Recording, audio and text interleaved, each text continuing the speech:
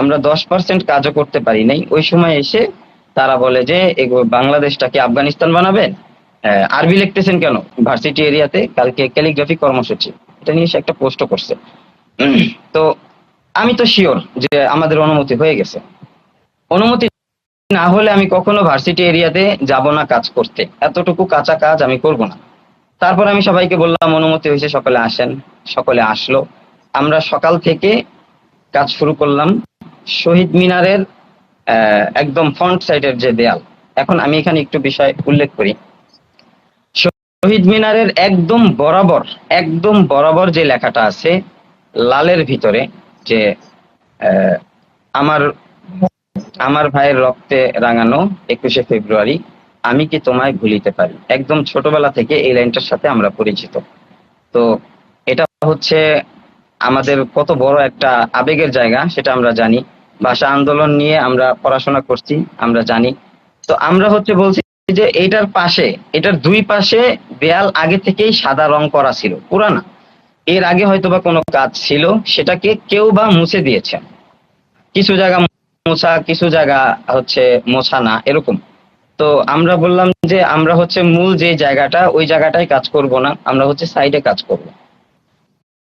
এরপরে ওই ভাই আমাকে ফোন করলো, মেহেদি ভাই। বললাম যে ভাই আমরা কাজ শুরু করছি। বললো ঠিক আছে, কাজ করেন, আমরা আসবো 10টার দিকে আসবো। ওকে।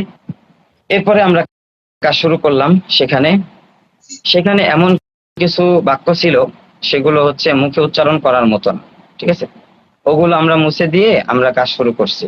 এবং এখানেই না, শুধু আমরা হচ্ছে ফুলার রোডের, ওই রোডের যে মাথা গলি, তারপরে কি বলে মোড়টা, ওইখানেও আমরা কাজ বলছি যে আমরা সাইডেও কাজ করব। এখানে একদম শহীদ মিনারের এখানে আমরা কাজ করব না, যারা পারি ওইখানেও করব।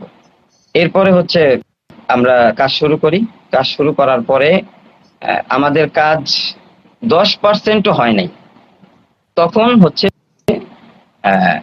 কেউ আসে, এসে বলে যে আপনারা কি শুরু করছেন, এগুলা কিসের কাজ?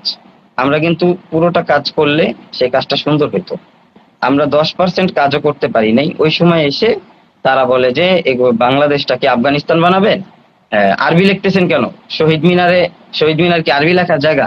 আচ্ছা ঠিক আছে, শহীদ মিনার আরবি লেখার জায়গা না, তাহলে আমরা মুছে ফেলবো, আমরা মুছে বাংলা লিখবো। আমরা কিন্তু বাংলা নিয়েও কাজ শুরু করছিলাম, বাংলা নিয়ে এই পাশে কাজ হচ্ছিল। হ্যাঁ, বাংলা নিয়ে পাশে কাজ হচ্ছিল। তো একটা অংশ হচ্ছে আরবি নিয়ে কাজ হচ্ছিল, তাও 10% কাজও হয়নি, মাত্র ব্যাকগ্রাউন্ড হয়েছে। আমরা আগে ব্যাকগ্রাউন্ড করি, এরপরে কাজগুলো করি, আমাদের মেসেজগুলো দিই। তো এরপরে তারা বলতেছে আফগানিস্তান বানায় ফেলবেন নাকি। তো এই ধরনের কথার সাথে তো আমরা পরিচিত না। বাংলাদেশ বাংলাদেশ বাংলাদেশ কখন আফগানিস্তান হবে না, পাকিস্তান হবে না, ইন্ডিয়াও হবে না, বাংলাদেশ। তো ওই জায়গা থেকে আমরা তাদের সাথে কথা বললাম। তারা সরাসরি মোবাইলে ভিডিও করতেছে আমাদেরকে, যে কি করতেছেন না করতেছেন, এগুলো সব মুছেন, এগুলা রাখা যাবে না। কে অধিকার দিছে আপনাদেরকে আরবি করার? পরে বললাম যে আমরা বাংলা করব। তো বাংলা করতে পারবেন না, ঢাকা ভার্সিটি এলাকায় শুধু ঢাকা ভার্সিটির ছাত্ররা করবে। আপনারা কারা? আপনারা কোত্থেকে আসছেন? আপনারা মৌলবাদী, আপনারা মৌলবাদ প্রকাশ করার জন্য এখানে কাজ শুরু করছেন। এই ব্যাপারগুলো তো আমাদেরকে ব্যথিত করে, কারণ আমরা ইতিমধ্যেই স্বাধীন হয়েছি। স্বাধীন হওয়ার কিছুদিন আগে আমি এক জায়গায় গ্রাফিতি করতে গেছিলাম আন্দোলনের পক্ষে। আমার কভার ফটো দেখলে আপনারা জানতে পারবেন। ওই গ্রাফিতিটা করতে গিয়েও আমি হয়রানির শিকার হয়েছি। পুলিশ ভাই না ছাত্রলীগের ভাইরা আমি জানি না, তারা আমাকে হয়রানি করছে। তো সাধারণ এখন আমরা স্বাভাবিকভাবে এখন আমরা স্বাধীন হয়েছি, এখন তো আর হয়রানি হব না আমরা। তারপরও এই যে হয়রানি হলাম, তারপরে আমরা রাজি হয়েছি আমরা এখানে কাজ করব না, ঠিক আছে, আমরা মুছে দিচ্ছি। তারা কোনো কথাই শুনতেছে না আমাদের, তারা কোনো কথা শুনবে না। তারা বলতেছে তোরা এখানে কাজ করলি কেন, তোরা কারা, তোরা মৌলবাদ, তোরা এই তোরা সেই, তোরা হচ্ছে রয়ের এজেন্ট, আরো অনেক কথা বলছে। আমরা বলছি বাংলাও কাজ করব, তারা সেটাও করতে দিবে না। এর মধ্যে স্যার আসলো একজন, স্যারের নাম আমি জানি না। স্যার এসে আমার হাত ধরে ফেলছে যে তুই আমার সাথে আয়, তোর সাথে আমার কথা আছে। তো ওদেরকে টাকা দেয় কারা? তোরা এখানে আসছিস থেকে, তোরা কি চাস, তোরা কি হিজবুত তাহরির নাকি? পরে আমি বললাম যে স্যার আসেন, আপনার সাথে আপনাকে আমি বুঝায় বলি। পরে আমি আর স্যার আলাদা হলাম, আমি স্যারকে বুঝায় বললাম, কিন্তু স্যার সেটা বুঝলেন না। তিনি আমাদেরকে টেনে হেঁচড়ে 3-4 জন শিল্পীকে আমাদের হাত ধরে টাইনা একদম ইয়াতে নিয়ে গেছে, অডিটোরিয়াম, টিএসসি অডিটোরিয়ামে নিয়ে গেছে। সেখানে নিয়ে যাওয়ার পরের কাহিনী ভাই, আসলে ওইখানে নিয়ে গেছে, স্বাভাবিক আমরা ভাবছি জিজ্ঞাসাবাদ করবে। তো উনি বসেই প্রথম বলতেছে, তালেবান বাংলাদেশে, তোরা তালেবানের এজেন্ডা নাকি, তোরা রয়ের এজেন্ডা নাকি, তোরা ইন্ডিয়াকে বাংলাদেশের মধ্যে বাস্তবায়ন করতে চাস নাকি, অনেক বাজে বাজে কথা বলছে। তারপরে হচ্ছে এক ভাই ভাই হচ্ছে আপনাদের কিছু ভিডিও স্ক্রিনশটে আছে ওনার ছবি, ওই ভাই লাঠি নিয়ে আসছে, স্যার আমাদের হাতে দিয়ে দেন, আমরা এটা এই ব্যাপারটা বুঝে নিই আর কি। তো এর ভিতরে আমাদের আরো অনেক সাথীরা আসছে, আসার পরে সবাই আসছে, তারা বলতেছে এত বড় ইউনিট, এর নিশ্চিত কোনো একটা এজেন্ডা তো অবশ্যই আছে, না হলে কিভাবে সম্ভব এইভাবে এত মানুষ একসাথে হওয়া, আরবি নিয়ে কাজ করা, এটা কিভাবে সম্ভব। লাঠি নিয়ে আসছে, স্যার আমাদের হাতে ছাইরা দেন। স্যার আবার বলতেছে না না থাক, মানে আমাদের ভিতরে ভয় সঞ্চার করতেছে, আমাদেরকে হয়রানি করতেছে, ব্যাপারটা ধমকাধমকি করতেছে, আমাদের সবার কাছ থেকে মোবাইল জমা নিয়ে গেছে। আচ্ছা, মোবাইল জমা নেওয়ার রাইট কারো আছে? কারো আছে বাংলাদেশে মোবাইল জমা নেওয়ার রাইট? কারো নাই। মোবাইল জমা নিছে, ঠিক আছে, ভালো কথা। মোবাইলে হোয়াটসঅ্যাপ বের করো, যার সাথে কথা বলো, আমি কাকে ভয়েস দিছি সেই ভয়েস শুনছে, সে আমাকে যে ভয়েস দিছে সেই ভয়েস শুনছে। টেলিগ্রাম ছিল, টেলিগ্রামে সে আমার ভয়েস শুনছে। আমি কাকে মেসেজ দিই, কি করি না করি, মেসেঞ্জার, কার সাথে কি যোগাযোগ করি, আমি ফেসবুকে কি পোস্ট করছি, এগুলো তো ভাই আমরা আগে দেখছি। স্বাধীন হওয়ার পরে তো এগুলো দেখতে চাই নাই আমরা। আমরা এগুলো কেন দেখলাম? আমাদেরকে যারা দেখালো তাহলে তারা কারা? আমাদের দোষটা কোথায়? আমরা বলছিলাম আপনাদের দেয়াল, আপনারা ঠিক আছে না করে দিছেন, আমরা এই দেয়ালে কাজ করব না, ওকে ফাইন, আমরা চলে যাই, আমরা এটাকে ঢেকে দিব বা বাংলা কাজ করব। তোরা কাজ করতে করতে আসলি কেন? এই হচ্ছে তাদের প্রশ্ন। তোরা হচ্ছে জঙ্গি, তোরা শিবির, বাজে বাজে কথা ভাই, এগুলো মুখেও আনা যাবে না। তো আমাদের কষ্টের জায়গাটা হচ্ছে ওই ক্যালিগ্রাফি মুছে দেওয়া নিয়ে না, আমাদের কষ্টের জায়গাটা হচ্ছে আমাদেরকে নিয়ে যে এই যে হয়রানিটা করলেন স্যার, স্যারের স্টুডেন্টরা, স্টুডেন্ট না কারা আমি জানি না, এই যে হয়রানিটা করলেন, এটা কেন করলেন? আমরা কি দোষ করছি? আমরা তো এই দেশের নাগরিক, আপনারা আমাদেরকে বুঝাবেন, আমরা আপনাদের সন্তান। যদি না বুঝি তখন করবেন, আইসেই আপনারা লাইভ করবেন, হুমকি ধামকি দিবেন, হাত ধরে টাইনা টিএসসির অডিটোরিয়ামে নিয়ে মোবাইল জমা নিবেন, যা তা চেক করবেন, এটা তো আপনাদের রাইট নাই। আমরা কিচ্ছু বলতে পারিনি, একদম জিম্মি, পুরা জিম্মি, আমাদের মুখ থেকে একটা ভাষা শোনা হয় নাই। আচ্ছা, এরপরে বলতেছে যে তোরা ক্যালিগ্রাফি করলি, এত টাকা পাইলি কই? তোরা হইলো মাদ্রাসার ছাত্র, তোরা এত টাকা পাবি কই? তোরা, তোদেরকে এত টাকা আছে? তোদেরকে টাকা দিছে কে? তা আমাদেরকে আসলে একজন, আমাদেরকে তো কেউ কেউ টাকা দিছে, আমরাও কেউ যে যা পারছি কিছু টাকা উঠাইছি। আমাদের এক বন্ধু, ওনার বাবার বন্ধু, এক মসজিদের খতিব, বড় আলেম, ভালো মানুষ, ওনার কাছ থেকে উনি আমাদেরকে 30,000 টাকা দিচ্ছেন। এই তো পেয়ে গেছি, উনি হচ্ছে তোদের নেতা, তোর নেতারে ডাকবে। নেতার নাম্বার সংগ্রহ করলো, সংগ্রহ করার পরে ফোন দিল ওই ভদ্রলোককে। উনি কিন্তু কিচ্ছু জানেন, আমাদেরকে চিনে না, জাস্ট আমার ওই ফ্রেন্ডকে চিনে, আমাদের কাউকে চিনে না। ওই ফ্রেন্ড গিয়ে বলছে যে আমরা এরকম কাজ করব, আপনি আমাদেরকে কিছু টাকা দেন বা পারলে হেল্প করেন, এই টাইপের আর কি, ডোনেশন যেটাকে বলে। তোদের নেতা পাওয়া গেছে, এই লোককে মিরপুর থেকে নিয়ে আসছে হুমকি ধামকি নিয়ে। এই লোকটা ভালো মানুষ, আপাদমস্তক ভালো মানুষ, আলেম মানুষ, বড় মুফতি সাহেব। উনি যখন ঢুকছে, স্বাভাবিক ওনাকে ন্যূনতম রেসপেক্টটুকু দেয় নাই। ওনারা তো ভাবছেই আমরা মৌলবাদী, আমরা দেশে বিশৃঙ্খলা সৃষ্টি করতে আসছি, আমরা দেশটাকে আফগানিস্তান বানাইতে আসছি, এই জন্য শুরুতেই ওনার সাথে বাজে বিহেভ করছে। এটা আমাদের খুব কষ্ট লাগছে যে একজন, উনি আমাদের শিক্ষকের মতো হবে, যিনি আমাদের সাথে কথা বলছেন উনিও আমাদের শিক্ষকের মতো, তো একটু রেসপেক্টও ওনাকে দেয় নাই। তো আসলে কি বলবো, ওই সময়ের ঘটনাটা খুব কষ্টের। আমার কতগুলা ফ্রেন্ড আছে, ওরাও দেখছে এই কাহিনীগুলা কিভাবে আমাদেরকে জিম্মি করে রাখা হয়েছে। যাই হোক, এরপরে আমাদের থেকে মিডিয়া আনছে, কতগুলা মিডিয়া আনছে, মিডিয়া এনে বলতেছে যে কি তোদের ইয়া নেওয়া হবে, রিপোর্ট নেওয়া হবে, ওকে নেন। আমাদের অডিও রেকর্ড নেওয়া হচ্ছে, আমরা বলতেছি যে স্যার আমাদের ভিডিও রেকর্ড নেন, আপনি ভিডিওতে আমাদেরকে প্রকাশ করবেন, আমরা কি বলবো না করবো। এখন অডিও যে রেকর্ড নিল, এখন অডিও রেকর্ডের তো কোনো আসলে ইয়াত্তা নাই, এটা আপনি যেভাবে ইচ্ছা সেভাবে কাটছাট করতে পারেন। বাংলাদেশে সব সম্ভব, বাংলাদেশে যেহেতু স্বাধীনতার পর এমন হয়রানি সম্ভব, বাংলাদেশে অডিও কাট করে অপবাদ দেওয়াও সম্ভব। তা আমরা বলছি আমাদের ভিডিও শর্ট নেন, সে ভিডিও শর্ট নিবে না। তাহলে এ দ্বারা কি বোঝা যায়? এই হয়রানি করার মানেটা কি? আমরা কি দোষ করছি? আমরা যদি দোষ করে থাকি সেটা শাস্তি আছে, কিন্তু এই ধরনের শাস্তি দেওয়ার অধিকার তাকে কে দিছে? অনেক কষ্ট নিয়ে লাইভে আসছি। আসলে আমার ওস্তাদ আছেন, হানিফ ভাই আমার বন্ধু আছে, ওরা একদম প্রত্যক্ষ সাক্ষী, আরো অনেকে তো ছিলেন। তো কি বলবো এখন, আমার আমি একদম শুরু থেকে শেষ পর্যন্ত ক্লিয়ার করলাম, যেহেতু আমি উদ্যোক্তা হিসাবে ছিলাম, আমি সবাইকে ডাক দিছি, তো আমি আমার জায়গা থেকে যতটুকু বলার ততটুকুই বললাম। এখানে আমাদের একটা জিনিস অনেক গুরুত্বপূর্ণ, সেটা হচ্ছে আমি বর্তমান সময়ে আমরা যে জিনিসটা বেশি দেখতে পাচ্ছি সেটা হচ্ছে আমাদের এই চট্টগ্রাম, যেখানে গতকালকে গ্রাফিতি করা হয়েছে, আর ঢাকা যেটা আজকে গ্রাফিতি করা হয়েছে। এই দুইটা জায়গার মধ্যে একটা বিশেষ আমরা আমাদের যারা দর্শক, ঠিক আছে, তাদের মধ্যে একটা ভুল ধারণা তৈরি হয়েছে। সেটা হচ্ছে 52 চেতনা মুছে দিয়ে আমরা আরবি ক্যালিগ্রাফি করেছি প্রথমত, ঠিক আছে। আনফরচুনেটলি এই গুজবটা ছড়ানো হয়েছে ওনাদের থেকে, কেননা 52 যে লাল কালি দিয়ে লেখা ওটা সম্পূর্ণ এখনো প্রতীয়মান, ঠিক আছে, এখনো আছে ইন দিস স্পেস। আপনারা গেলে ওখানে দেখতে পাবেন ওই স্পেসের মধ্যে ওটা এখনো প্রতীয়মান আছে। আমাদের কেউ ওটাতে হাত দেয়নি, উল্টো ওখানে সাদা লেখার উপরে যে স্প্রে গুলো পড়েছিল আমরা ওটা মুছে সাদাটাকে আরো সামনে প্রজ্বলিত করেছি। আমরা এই জায়গাটা আমাদের জায়গা থেকে করেছি। সেকেন্ড কথা হচ্ছে এই জায়গাটা তারা ছবি দিচ্ছে বিফোর দেন আফটার আমাদের একটা আরবি ক্যালিগ্রাফি, অথচ ওদের ওই কাজটা সম্পূর্ণই আছে।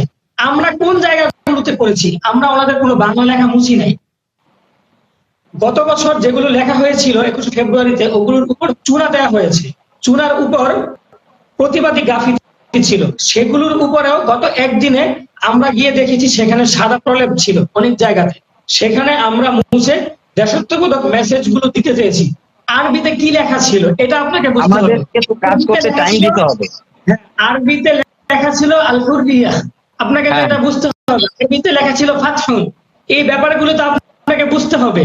আপনি সামনে একটা মোড়ে সম্প্রীতির বাংলাদেশ হিসাবে 4টা সিম্বল একসাথে রাখবেন, 5টা সিম্বল একসাথে রাখবেন, উচ্চারণ করবেন 4টা সিম্বল, কিন্তু লিখবেন 4টা সিম্বল, সেখানে অবকাঠামো বসাবেন 5টা সিম্বল। আপনাদের এটা পরিষ্কার, আপনাদের এজেন্ডা বাস্তবায়ন আপনারাও করছেন।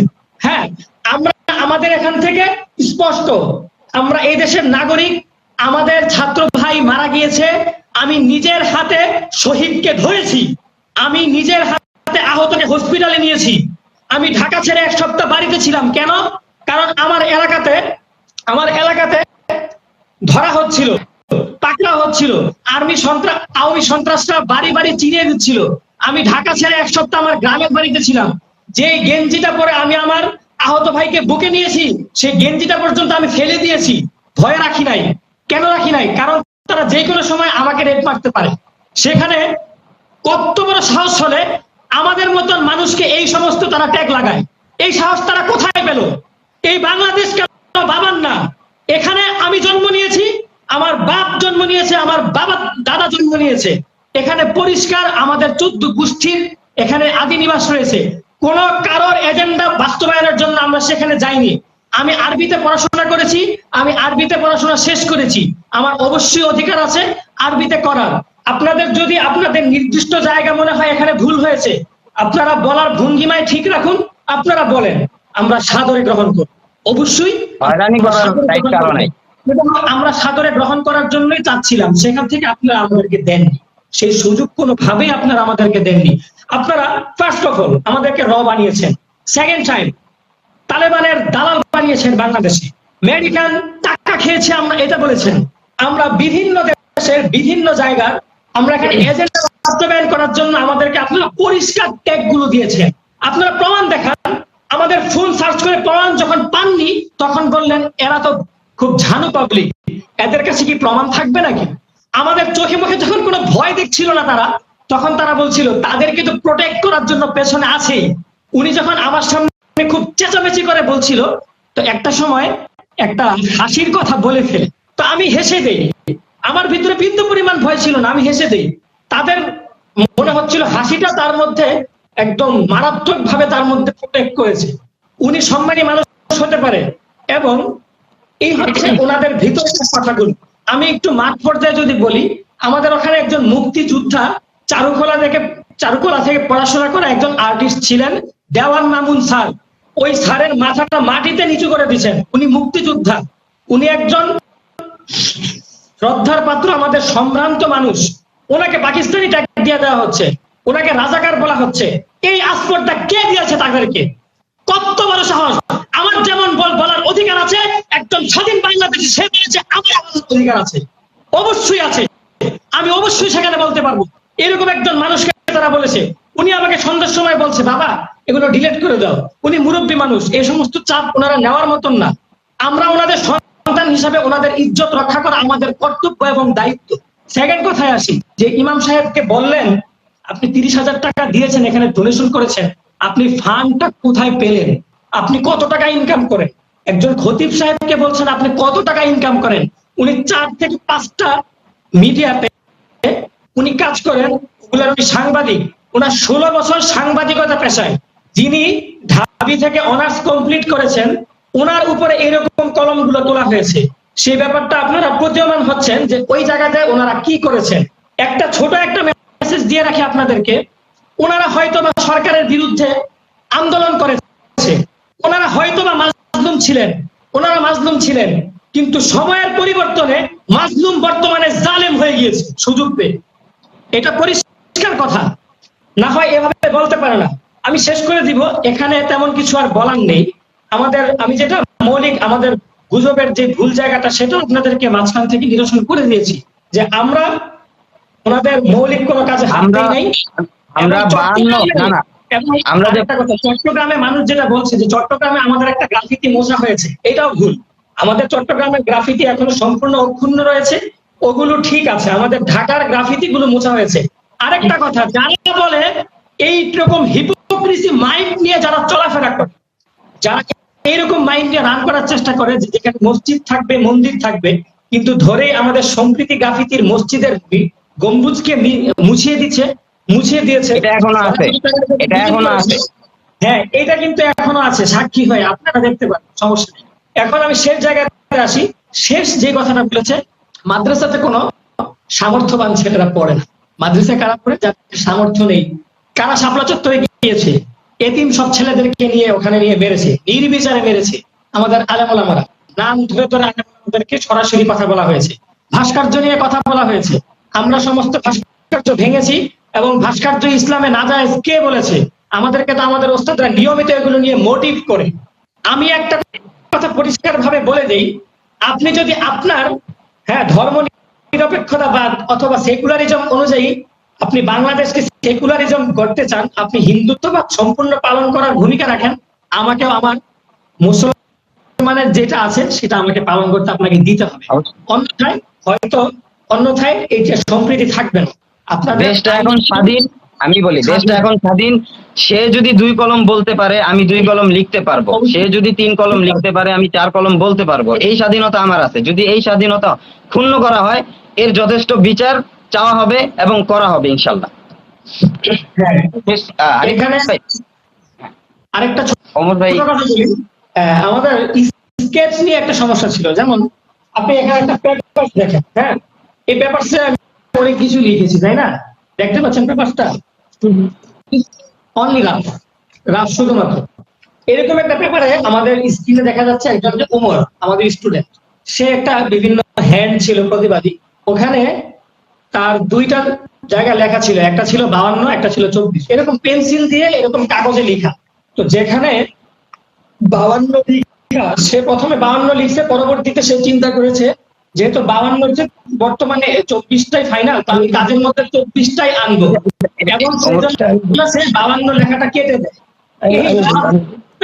ওনারা এরকম করা শুরু করেছে যে আমরা 52কে 24 দিয়ে ঢেকে দিতে চেয়েছি, আমরা তাদের মুখের ভাষা কেড়ে নিতে চেয়েছি 24-এর দ্বারা 52কে। সম্পূর্ণ একটি ভুল মেসেজ ছিল, একদম ভুল বুঝাবুঝি ছিল। এই সমস্ত ব্যাপারগুলো থেকে এই বিষয়টা আমি ক্লিয়ার করি হানিফ ভাই এই বিষয়টা আমি ক্লিয়ার করে আসলে বলছি। আমি আসলে এখন যে দুইজনের সাথে লাইভে শেয়ারে আছি, তারা বর্তমান তরুণ প্রজন্মের সামনে বাংলাদেশি শিল্পী অঙ্গনের মধ্যে অনেক পরিচিত মুখ। তাদেরকে অনেক তরুণরা ফলো করে, এর মধ্যে আমিও একজন, অনেকে আছে। তো আমি আমার পরিচয়টা বলি, ওনাদেরকে অনেকেই চিনেন, হয়তো সবাই আমাকে নাও চিনতে পারেন। আমার নাম মোহাম্মদ ওমর, আমি ব্রাহ্মণবাড়িয়াবাসী। আমি ব্রাহ্মণবাড়িয়ার ঐতিহ্যবাহী জামিয়া ইসলামিয়া ইউনিভার্সিটি মাদ্রাসা শেষ বর্ষের ছাত্র, তাকমিল জামাতে দাওরায়। আমি ছোটবেলা থেকেই অঙ্কন আর্টের সাথে আমার একটা আত্মার একটা সম্পর্ক। এখন আমি যখন বড় হই, মাদ্রাসায় পড়ি, আমি টুকটাক ক্যালিগ্রাফি করি, এটা একেবারেই শখের বসে, একেবারে নিতান্তই শখের বসে। এরপরে ধীরে ধীরে বড় হওয়ার পর আমি বুঝি যে না, এই অঙ্কনটার সাথে অনেক আসলে ট্যালেন্টের বিষয় আছে, সেগুলো আমার মধ্যে আছে, মানুষ আমাকে অনেক উৎসাহী করে। তো আস্তে আস্তে আমি এর সাথে জড়িত হই। এরপর আমি টুকটাক ক্যালিগ্রাফিতে যাই, ধীরে ধীরে আমি প্রফেশনালের দিকে আগাই। তো এখন যেটা দেখলাম যে ব্রাহ্মণবাড়িয়া সহ পুরা বাংলাদেশের মধ্যে এই যে দেয়ালগুলো, সেই দেয়ালগুলো বলতে যে বাংলাদেশকে সুন্দরভাবে গড়ে তোলার জন্য তরুণরা সব দিকে আগায় আসতেছে। তো সেখানে তারা সুন্দর করার জন্য বিভিন্ন পদক্ষেপ নিতেছে, বেশি করতেছে, তাদের বিভিন্ন পদক্ষেপ নিতেছে, অনেকভাবে সাজায় তুলতে চাইতেছে। আমাদের ব্রাহ্মণবাড়িয়ার মধ্যে ব্যাপক চাহিদা, ব্রাহ্মণবাড়িয়াতে ব্যাপক চাহিদা, কোনো কিছু এখন হয়নি, অনেক চাহিদা। তরুণরা সবাই মিলে আমি চিন্তা ভাবনা করতেছে, যারা সমন্বয়করা আছে আমরা যাদেরকে চিনি, হ্যাঁ, চিন্তা ভাবনা করতেছে। তো সেই ক্ষেত্রে আমি জানতে পারি, ওসাইদ একদিন আমার সাথে কথা বলে যে আমরাও তো দেশটাকে সাজাইতে কিছু করতে পারি। হ্যাঁ, তো ইতিমধ্যে আমরা দেখি অনেক জায়গায় অনেক কিছু হয়। তো ঢাকাস্থ যারা আছে তারা একটা উদ্যোগ নেয়, সেই খবর আমি ফেসবুকের মাধ্যমে জানতে পারি। তো আমি চিন্তা করি, আমি ব্রাহ্মণবাড়িয়ার সন্তান, শিল্প সংস্কৃতিতে ব্রাহ্মণবাড়িয়ার অবদান বাংলাদেশে অনস্বীকার্য, সবাই জানে। তো ব্রাহ্মণবাড়িয়ার আমি এমন একজন সন্তান হিসাবে আমি চেয়েছি যে ঢাকায় এরকম এত উৎসবমুখর একটা পরিবেশে সবাই দেশ সুন্দরের জন্য কাজ করতেছে, তো আমি তো ওখানে অংশগ্রহণ করতে পারি, আমিও সবাই থেকে দেখতে পারি, শিখতে পারি, সবাই মিলে দেশটাকে সুন্দর করতে পারি। একদম সাধারণ চিন্তা, একেবারেই সাধারণ চিন্তা। আপনারা জানেন যে ফেসবুককে আমাদের এই আন্দোলনের স্বাধীন বেতার কেন্দ্র হিসেবে বলে দেওয়া হয়েছে। তাই ফেসবুকে মানুষ যে কানেক্ট হইতে পারে এটা সবাই জানে এখন। সেভাবেই আমরা কানেক্ট হই এবং সেইভাবেই আমি যাই। যাওয়ার পর আমরা দেখি যে যে দেয়ালগুলোর মধ্যে অলরেডি সাদা করা, এবং আপনারা এখনো গেলে দেখতে পাবেন যে তারা যে যেটা বলতে চাইছে সেটা যে ভুল। হানিফ ভাই যেটা বললো, যেটা বললো মাঝখানে লাল রেখা, সেটা তো আছেই, সেটাতে কেউ টাচ করেনি। আপনারা যদি আরো বামে যান, সেখানে দেখবেন বড় করে বিভিন্ন চিত্র দিয়া 52 পুরাটা বিষয় তুলে ধরা হয়েছে। ওখানে আমাদের কেউ একটা কলমের আঁচড় পর্যন্ত দেয়নি। ঠিক আছে, আমরাই না করছি। আমরা বলছি যে দেয়ালগুলো শেওলা পড়ে গেছে, এগুলো তো আরো সুন্দর থাকা দরকার ছিল, আমরা এগুলো মোছা যাবে না, এগুলো আমরা পক্ষে কথা বলছি। তো দেখা গেছে যে যখন আমি নিয়ে গেছিলাম, তো ওরা যখন সবাই কাজ করবে, অনেকে বাংলা, হ্যাঁ অনেকে। আর একটা বিষয় আমি আগে বলে রাখি যে আমাদের সাধারণত যে ধরনের কাজটা হয়, সেই কাজটার মধ্যে আসলে আরবিটা একটা আলপনার মতো কাজ করে, বুঝে আসছে। মূল মেসেজটা বাংলা দেওয়ারই উদ্দেশ্য ছিল, হ্যাঁ, বাংলাটাই উদ্দেশ্য ছিল। এরপর হচ্ছে আপনার আমি যে কাজটা করতে চেয়েছিলাম, আমি চিন্তা করলাম যে অনেক লেখালেখি করতেছে, আমি একটা মোরাল টাইপের কোনো কিছু, যেটাতে বর্তমান আমাদের এই সময়টা একটা মেসেজ পাওয়া যাবে, সেরকম কোনো কিছু করতে। তো আমি এত তাড়াতাড়ি সিদ্ধান্ত নিয়ে ঢাকা যাওয়ার আমার কোনো ইয়া ছিল না। হ্যাঁ, তো আমি বাসে বসে বসে স্কেচ করতে করতে স্কেচ করি। এরপরে পুরোটা জিনিস আঁকার পরে আমি 52 লিখি, যে এটা আমার পাওয়া। আমার কাছে মনে হইলো যে হ্যাঁ 52, আমি তো 24ও লিখতে পারি। হ্যাঁ, 52 সাথে আমি 24 লিখি, 24 সাথে একটা রাইট চিহ্ন দিই। কিন্তু কথা হচ্ছে যে বাই মিস্টেকলি, ঠিক আছে, যখন আমি 52টা লিখি তখন আমার উদ্দেশ্য ছিল 52 থেকে 24, 52 থেকে 24, এই বিষয়টা বোঝানো আমার উদ্দেশ্য ছিল 52 থেকে 24, ঠিক আছে। তো ভাই আপনারা জানেন রাফের মতো কত কিছু হয়, আমরা প্র্যাকটিসে কত কাটা ছেঁড়া এই সেই কত কিছু হয়, ঠিক আছে। তো বাই মিস্টেকলি, এটাকে মিস্টেকও বলা যায় না, আমি আসলে 24টাকে হাইলাইট রাখার জন্য আমার ব্রেনে, কারণ এটা হচ্ছে আমার একটা রাফ, জাস্ট এটা আমি এটা দেখে কাজ করি, আমি দেয়ালে কি কাজ করি সেটা হচ্ছে আসল মেসেজ। রাফকে ধরে আপনি কখনো কোনো কথা বলতে পারেন না, রাফের মধ্যে কাটাছেঁড়া হবে, সঠিক হবে, ভুল হবে, সবকিছু হবে, তাই না। আমার অনেক কিছু, পুরো খাতা গিজিবিজি ছিল, সেখানে 24টার পাশে একটা ক্রস চিহ্ন ছিল, ঠিক আছে। তো এই বিষয়টাকে তারা যখন রাস্তার মধ্যে যখন 52 পাশে, তো যখন আমি দেয়ালে কোনো টাচও করিনি, দেয়ালের মধ্যে আমি শুধু আমার যে এরিয়াটা আমি চক দিয়ে একটা এরিয়া করছি, তখনই একদল আইসা আমাকে বলতেছে, এই তোমরা কি করো, এগুলা সবকিছু ইয়া করো, তোমরা কি দেশকে তালেবান স্যার কি বলতেছেন? আমি বলি আমার কথা হচ্ছে যে যদি এরিয়া তাদের হয় তাহলে তারা যখন বলবে তখন কিন্তু আমরা মেনে গেছি যে হ্যাঁ আপনাদের যদি থাকে আমরা অন্য জায়গায় কাজ করবো, বুঝে আসছে কথা। কিন্তু উনি যখন আমাকে বলছে না, প্রথমে যখন কাজ করতে না করছে আমরা রিকোয়েস্ট করছি বাংলায় করবো, ওনারা বলছে বাংলায় করতে পারে, তখন আমরা বলছি আমরা আশেপাশে করবো, বলছে তোমরা আশেপাশেও করতে পারবে না, ঠিক আছে। আমরা কিন্তু অনুমতি নিয়ে গেছি, অথচ যখন এই আমার যে ইয়াটা ছিল সেটা তখন করাও হয়নি, তাদের একজন আসছে, আসার পরে তারা বলতেছে যে কি করেন, তখন আমি দেখাইছি আমার স্কেচটা, সে দেখছে, দেখার পরে বলে যে ঠিক আছে আপনি করেন, বলে যে আপনি করেন, তাদের মধ্যে একজন। তো আমি আবার আমার মতো করতে থাকি, পরে আরেকজন আসে বলে আপনারা কেউ করতে পারবেন না। এরপরে সবাইকে ধইরা নিয়ে যাওয়া হইতেছে গিয়া, সবাইকে আটক করা হয়, এই কথা বললা তারা সবাইকে নিয়ে যায় ঢাকা ইউনিভার্সিটি অডিটোরিয়ামে। আর ওখানে থেকে শুরু হয় হচ্ছে আমাদের ফোন চেক, আমাদেরকে জিজ্ঞাসাবাদ, আমরা এই কিনা সেই কিনা।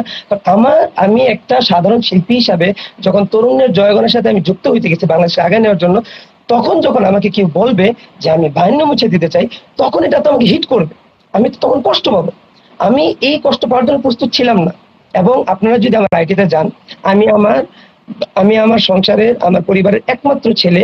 আন্দোলনের সময় যখন আমি কথা বলছি, আমি ঘরের বাইরে আন্দোলনের শরীর করার যথেষ্ট চেষ্টা করছি, তখন আমার বাসায় কান্না পর্যন্ত করছে। আমি বলছি যে আমার জানো যদি যায়, কিন্তু আমি দেশের জন্য করতে চাই। আপনি এখন গেলে দেখবেন দেশ আন্দোলনের ছবি আমার আছে, আন্দোলন যখন ধ্বংস করছে সেই ধ্বংস বিরোধী পোস্ট আমার আছে।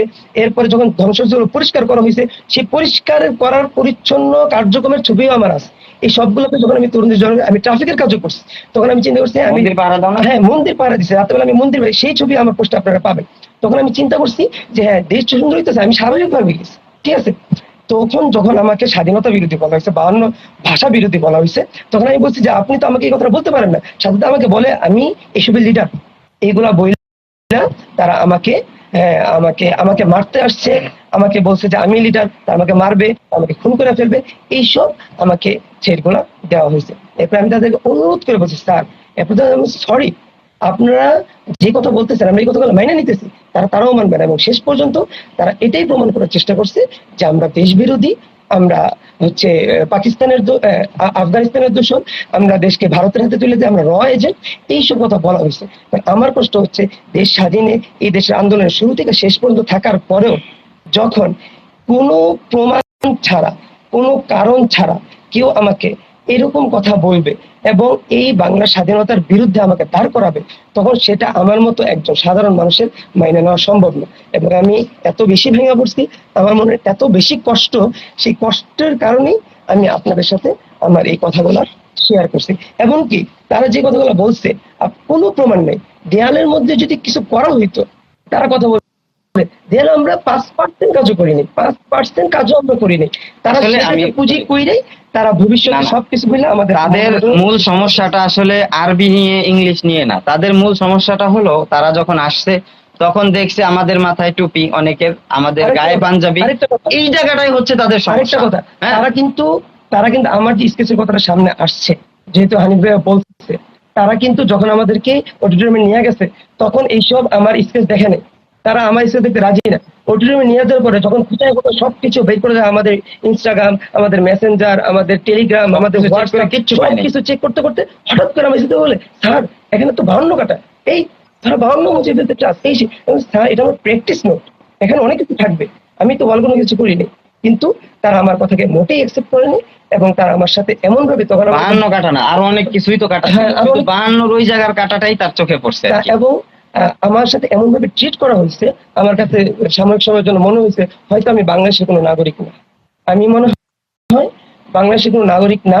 তারা আমার সাথে এমন ভাবে কথা বলছে, তখন আমার কাছে মনে হয়েছে যে আসলে মানে আমার কোনো অস্তিত্ব আসলে বাংলাদেশের মধ্যে আমি দেওয়ার মতো কোনো কিছু না, আমি আসলে ভিনদেশী কেউ, আমার পৃথিবীতে আসলে আমার জন্মানোর পরে আমার কোনো স্বাধীনতা নাই, এরকম ভাবে তারা আমার সাথে অকথ্য ভাষায় আমার সাথে তাদের রাগ ঝাড়ছে, তারা এবং আমাকে দোষারোপ করার জন্য, আমাকে প্রমাণ করার জন্য যথেষ্ট চলে, শেষ পর্যন্ত কিছু পায় নাই। তারপরে বলছে আপনি তাদেরকে ছেড়ে দিতেছেন, এরপর আমি শিওর করে বলতেছি তারা হইতেছে কোনো এজেন্ডার লোক, হ্যাঁ এরকম কথা বইল।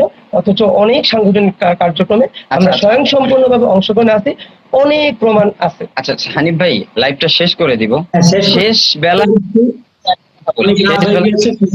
শেষ বেলা একটা কথা বলি, তারা আমাদের থেকে কোনো ভিডিও ফুটেজ নেয়নি। আমরা যারা স্টুডেন্ট ছিলাম আমাদের থেকে কোনো ভিডিও ফুটেজ নেয়নি। তারা হচ্ছে অডিও একটা ক্লিপ নিছেন। তো যদি কোনো আসে বার্তা বা যদি কোনো নিউজ আসে তাহলে সেটা মিথ্যা হওয়ার সম্ভাবনা 90%। এতটুকু বলে রাখলাম। যাই হোক, হানিফ ভাই শেষ করে দেন, খুব অল্প সময়, টাইম হয়ে গেছে অনেক, শেষ করে দেন। আপনাদের যে কথাগুলো ছিল, প্রশ্নগুলো ছিল, মূলত সেগুলোর জন্যই আমরা অনেক রাতেই দেখা গিয়েছে, বিকালবেলা এসেছি, টুকটাক তেমন রেস্ট নেওয়া হয় নাই। তো সবাই সবার মতো বাড়িতে গিয়েছে, সেই জন্য রাত্রে আসতে একটু দেরি হয়েছে। তো আমাদের জায়গা থেকে মোটামুটি আমাদের যে অবস্থানটা আমরা আপনাদের সামনে সম্পূর্ণ ক্লিয়ার করেই তুলে ধরার চেষ্টা করেছি। ইনশাআল্লাহ যতটুকু আমাদের সাথে ওইখানে স্পষ্ট সরাসরি হয়েছে সেখান থেকেই একটু অ্যাড করি।